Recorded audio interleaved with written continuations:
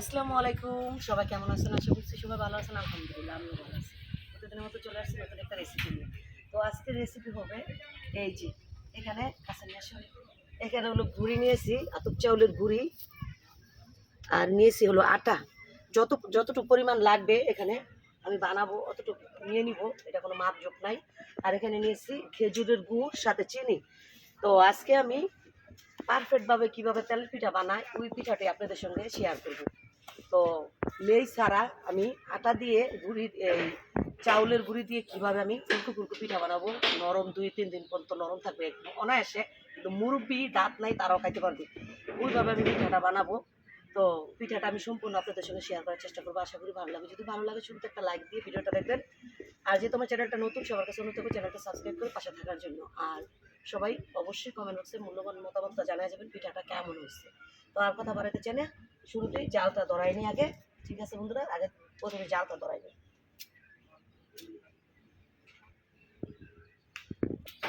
তো বন্ধুরা এই যে আমার জালটা ধরে গেছে, তো এখন আমি কড়াইটা বসাই দিলাম। কড়াইয়ের মধ্যে মিঠাই রসটা আর মিঠাই গুলা,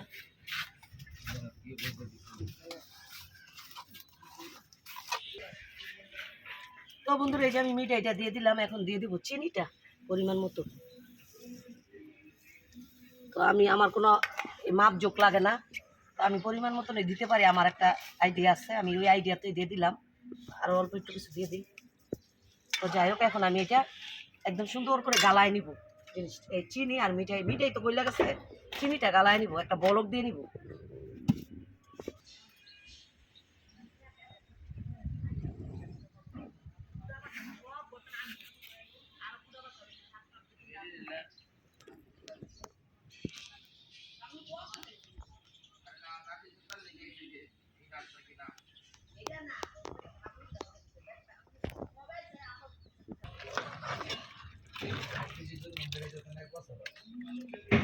তো বন্ধুরা এই যে আমি চিনিটা গালায় নিতেছি, আর কালারটা দেখেন কত সুন্দর। এখানে কিন্তু খেজুরের গুড়, গত বছর যে আমি আনাইছিলাম অনলাইনে অর্ডার করে, এখানে খেজুরের গুড়টা আর হলো গিয়া চিনিটা একসাথে আমি গালায় নিচ্ছি। খেজুরের গুড়ের পিঠা কিন্তু খাইতে সেই মজা।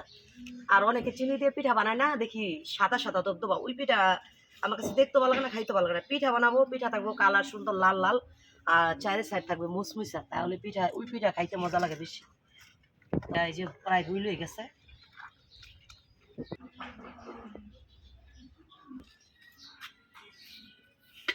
তো বন্ধুরা আমার এই যে শিরাটা হয়ে গেছে, চিনিটা গলে গেছে। তো এখন আমি পাতিলায় নামাই নিব।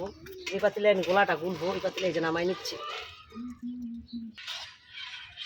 তো বন্ধুরা এই যে আমি হলো তেলের পিঠার রসটা নামাই নিচ্ছি। এটা একদম ঠান্ডা করবো, লাইরে সেরা ঠান্ডা করে তারপরে গোলাটা গুলবো। তো যাই হোক, আমি ঠান্ডা করে আবার ফিরে আসতেছি।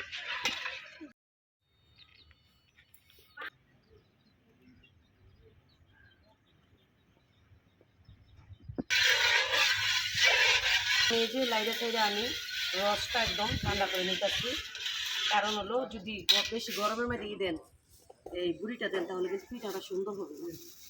তো যাই হোক, এখন আমি গোলাটা ঠান্ডা হয়ে গেছে। এখন আমি আস্তে আস্তে অল্প অল্প করে গুঁড়ি দিব আর গোলাটা গুলে নিব।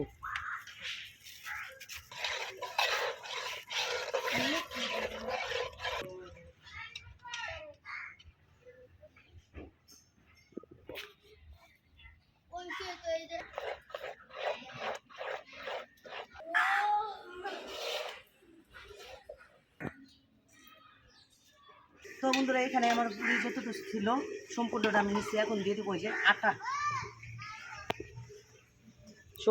আটাটাও আমি সম্পূর্ণ দিয়ে দিলাম। তো আমি এখানে কিন্তু এখনও কোনো পানি অ্যাড করি নাই।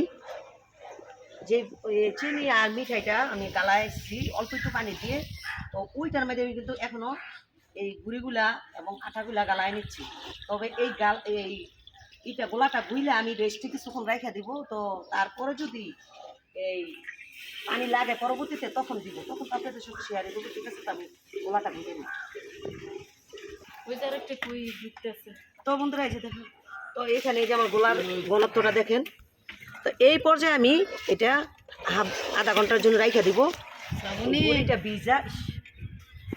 গুড়িটা ভিজা তারপরে ভিজবে আর একদম সফট হবে। তো এটা আমি এখন আধা ঘন্টার জন্য রাইখা দিব। পরবর্তীতে আমি এটা আবার গুলে নিব।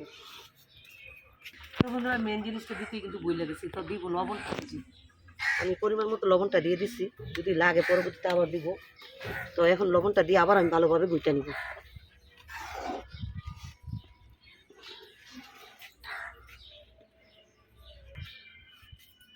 তো যাই বন্ধুরা, আমি এই যে লবণটা দিয়ে আবার আমি গুইটা দিলাম, গুইটা দিয়ে দিলাম একটা, এখন রেস্টে রেখে দিব। তো বন্ধুরা দেখতে তো পাইছেন, গোলাটা গুলে রাখছিলাম মিঠাই, যে মিঠাই চিনির শিরাটা করছি ওইটার মধ্যে, আর পানি দেই নাই। তো দেখেন এটা এই যে বীজে কি পর্যায়ে আছে, আর বীজতে যেহেতু সময় লাগবে এই জন্য আমি ভিজায় রাইখা কিছুক্ষণের জন্য গোসল টুসল করে আসছি। একদম পিঠা বানাইতে তো অনেক সময় লাগবে। আর চারে দেখেন সকাল থেকে ভালোই দুপুর পর্যন্ত ই ছিল, আকাশটা ভালো ছিল চারে, দেখেন এখন আবার আকাশটা অন্ধকার করিয়া বৃষ্টির মতন। তো যাই হোক, এখন এই যে আমি এটা কুসুম গরম পানি করে দিচ্ছি, এখন আমি এটা দিয়ে ই করবো, গোলাটা গুলে নিব, দিয়ে আমি গোলাটা গুলে নিব। তো আমার এই চাও এইটা কিন্তু গুড়িটা কিন্তু খুব সুন্দর বিচ্ছে। এখন আমি গোলাটা গুলে নিব।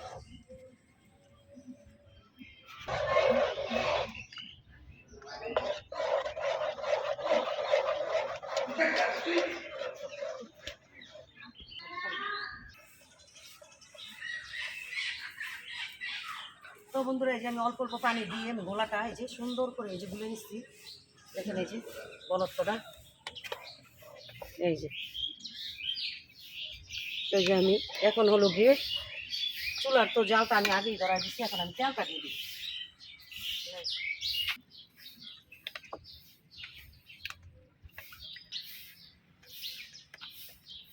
তো পরিমাণ মতো তেলটা দিয়ে দিলাম।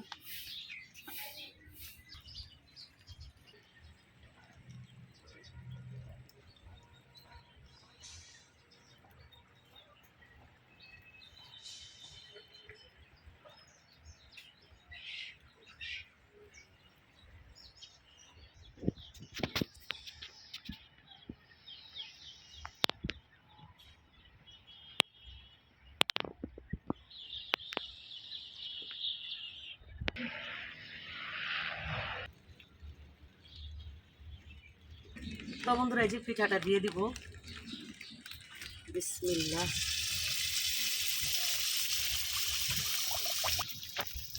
তো বন্ধুরা এই যে পিঠাগুলা, তো বন্ধুরা কিছুক্ষণ যদি গোলাটা গুলে রেস্টে রাখা যায় তাহলে পিঠাটা একদম পারফেক্ট হয়। আর যদি মনে করেন সাথে সাথে গুলে পিঠা বানান তাহলে কিন্তু এতটা সুন্দর হবে না, আমি এটাও বলে দিলাম। তো যাই হোক, এখন এই যে আমি পিঠাটা উল্টাই দিব।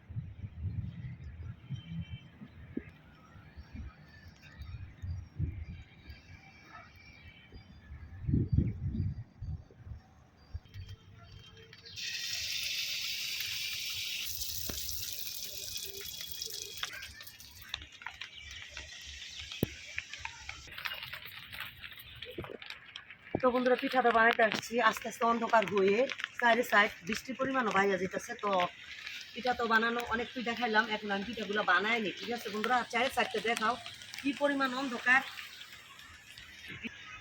বানাই নি, ঠিক আছে বন্ধুরা? অলরেডি কিন্তু এই যে দেখেন পিঠাগুলো কিন্তু কিন্তু পিঠা দেখেন যে কি সুন্দর হয়েছে। কোনো একটা পিঠা আমার 19তে বিষয় নেই। তো আমি পিঠাগুলো বানাই আবার ফিরে আসতেছি।